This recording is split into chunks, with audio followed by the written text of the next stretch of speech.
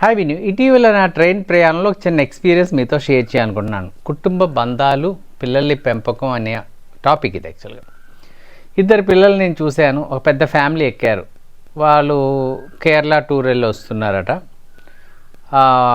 Play school ఒక బాబు, ఆ పాప ఏమో ఫస్ట్ స్టాండర్డ్. చిన్నపిల్లలు చక్కగా ఆడుకుంటున్నారు. మాకు టైం పాస్ జరిగింది. కానీ అల్లరి పిల్లలు చేయొచ్చు, తప్పులేదు. పిల్లలు అల్లరి చేస్తే పెరగాలి. కానీ నోట్లోంచి వచ్చే మాటలు ఉన్నాయి చూసారా అండి, అది కంట్రోల్డ్గా ఉండాలి. ఎందుకంటే ఈ పిల్లల నోట్లోంచి వచ్చే మాటలు అస్సలు ఎక్కడ గౌరవం లేదు. వాళ్ళ ఫ్యామిలీలో ఉన్న వాళ్ళందరినీ పేరు పెట్టి పిలవడం, వాళ్ళనితో మాట్లాడే సంభాషణ చాలా బోస్ట్ అనమాట.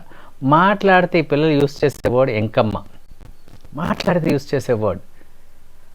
దాంతోపాటు ఇంకా ఎడిషనల్ కూడా ఉన్నాయి. భరించలేక ఈ పిల్లల యొక్క పెద్దనాన్న ఏమన్నాడు తెలుసా అండి, పబ్లిక్లో మీ మాటలు ఇలా ఉన్నాయి, కంట్రోల్ అవ్వాలి అని చెప్పాడు ఆయన. ఆ ముక్క ఎక్కడ చెప్పాలి తెలుసా అండి, పెద్దనాన్న చెప్పిన ముక్క పబ్లిక్లో మీ మాటలు బాగాలేదు అని చెప్పాడు. ఎక్కడ చెప్పాడు? ట్రైన్లో చెప్పాడు. ట్రైన్లో చెప్పేది. ఇంట్లో పిల్లలు మొదటిసారి చెప్పినప్పుడు చెప్పవలసిన మాట అది యాక్చువల్గా. అదేవిధంగా పిల్లల ముందు మనం ఎట్లాంటి మాటలు మాట్లాడకూడదండి. మాట్లాడితే పిల్లలు అదే అడాప్ట్ చేస్తారు. మనమే రోల్ మోడల్స్.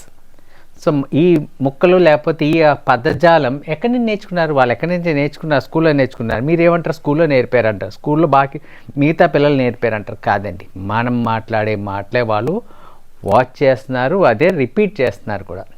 అర్థమవుతుందా అండి? సో ఎంత బాధాకరమైన విషయం అంటే, ఆ పెద్దనాన్న చాలా బాధపడ్డాడు. ఆయన చూశాను నెక్స్ట్ పిల్లల యొక్క పెద్దనాన్న. తల్లిదండ్రులు నవ్వుతున్నారు అంతే, పిల్లలు ఏం చేసినా సరే.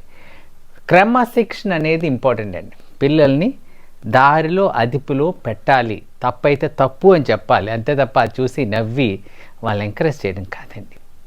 ట్రైన్లో కాబట్టి సరిపోయింది. అదే ఒక ఫంక్షన్లోనో ఒక పెళ్ళిలోనో ఇదే చేస్తే మీ ఇంటికి ఒక పరువు ఉంటుంది చూస్తారా, పరువు ప్రతిష్టతో బతుకుతారు కదా, అవన్నీ మంట కలిసిపోతాయి. పిల్లల పెంపకం చేత కాదు, ఎంత దారుణంగా పెంచుతున్నారని చెప్పి మీరు లేనప్పుడు మాట్లాడుకుంటారు. మీరు ఉన్నప్పుడు మీ ముఖం మీద కూడా మిమ్మల్ని అడుగుతారు.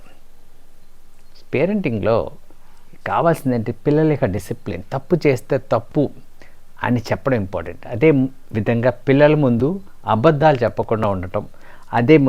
అదే విధంగా పిల్లలకి ఇలాంటి పదాలు మనం నేర్పడం కాదు, మనం యూజ్ చేయడం మానేస్తే పిల్లలు కూడా ఇలాంటి తప్పులు మనం చేయకూడదండి. ఎందుకంటే మన పిల్లలు మంచిగా పెరగాలి, సమాజంలో అందరి ముందు మనకంటూ ఒక గుర్తింపు ఉంది కదా, దాన్ని డిస్ట్రాయ్ చేయకుండా ఉండాలంటే పిల్లల్ని మంచిగా డిసిప్లిన్గా పెంచండి.